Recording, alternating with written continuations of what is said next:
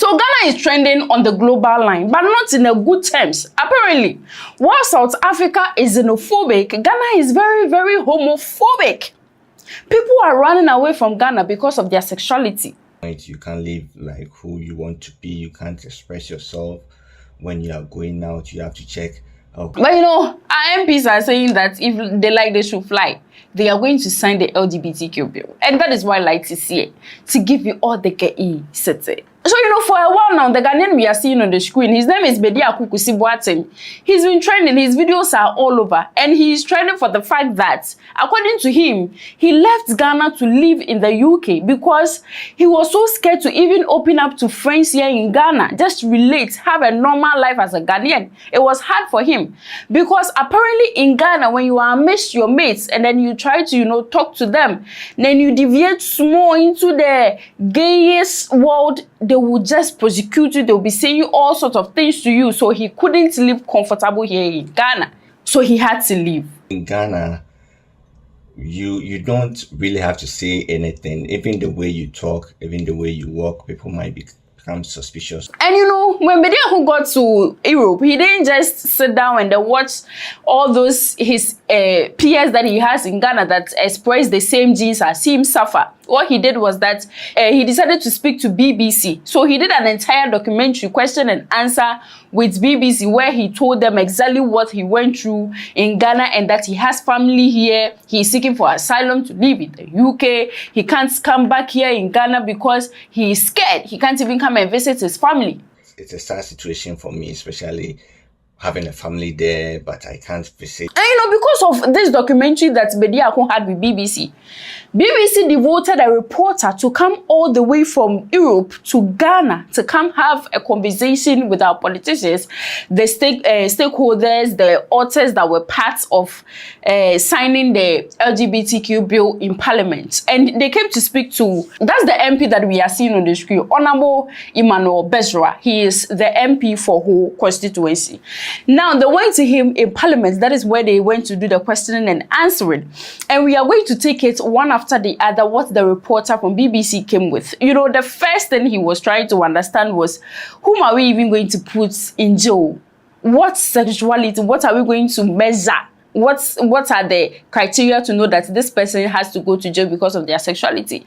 And Honorable Bezra made him understand that if we see someone that acts, it's like you are trying to express gayism, you are trying to promote gayism, you know, that kind of a thing, making videos and doing this there, you are going to jail. If you are attracted to another man and you express it openly, and you indulge in the act of kissing a man. And you can see that the reporter was kind of shocked. It was like, but why would you put somebody in jail because of something that they don't have control over, something that they cannot do anything about it? That is how they were born. That is the edge. They feel like sleeping with a man. They feel like I am a woman, but I still want to sleep with a woman. Why do you have to criminalize something like that? Honorable Bediako said that, see, in this world that we are in, there were a lot of people that do have the edge to steal. They have, you know, the zeal to take somebody's life. They have the zeal to take somebody's item. But then, you are not allowed to do it. Just because you have the zeal to do it doesn't mean that you should go ahead and do it. How can you criminalize something that people can't control in themselves? I just give you a scenario, and I just give you one example that people are sometimes have desire to steal. But this is very different. This is about living their own lives, expressing themselves like, you know, like you would if you feel affection for somebody, you would want to spend time with them. This is the same thing. So there's a boundary in every society, and we have to set our own boundary. The boundary is that you have affection for your male counterpart, but don't go beyond that boundary. And I'll explain that. Ghana, and for that matter Africa, has its own cultural norms.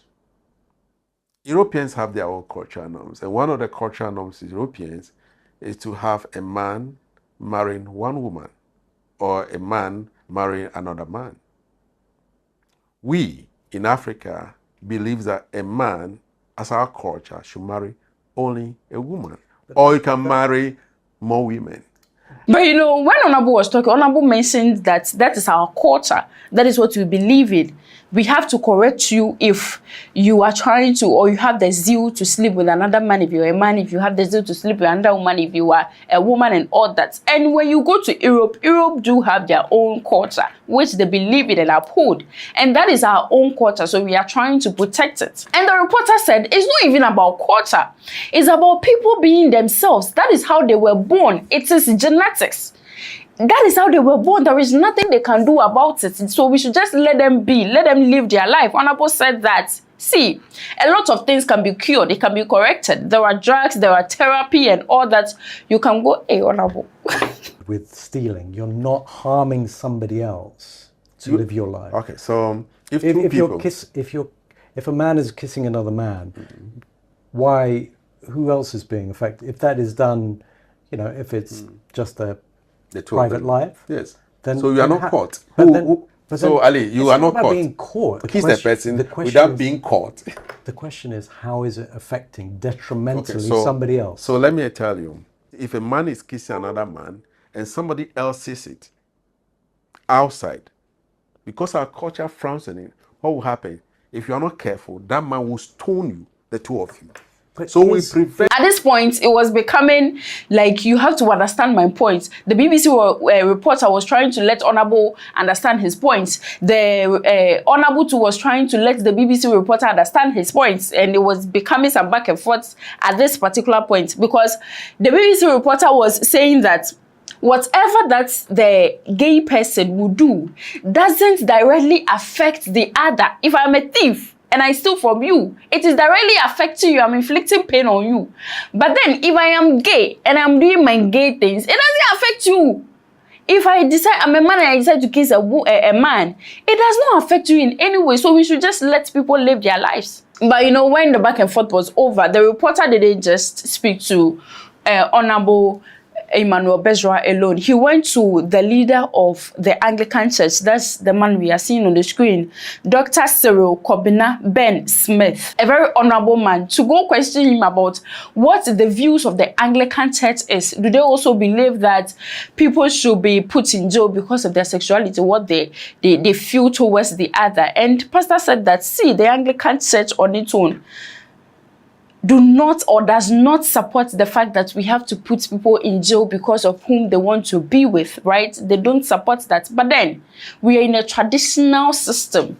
Ghana has cultures, and then the church itself also is a traditional system, and they believe that God created a man and a woman. But that doesn't mean that they are saying if someone sleeps with a man, or if a woman sleeps with a woman, they should put them in jail. We do not support the criminalization of gay persons. But that's what's happened here in Ghana. So that's the policy. That was the law, but we do not support the criminalization of persons. But we believe that God created male and female. So the Anglican Church is more traditional, if you like.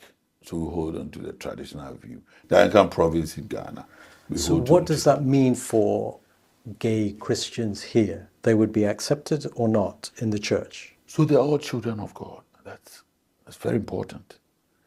They're all children of God.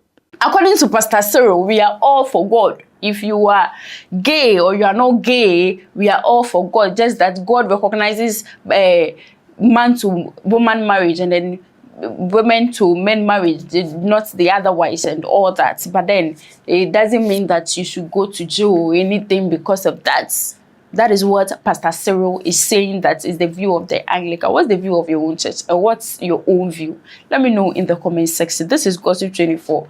Please do me a favor to subscribe if you've not. You like and then you say, the room is bright because my name is light. Bye.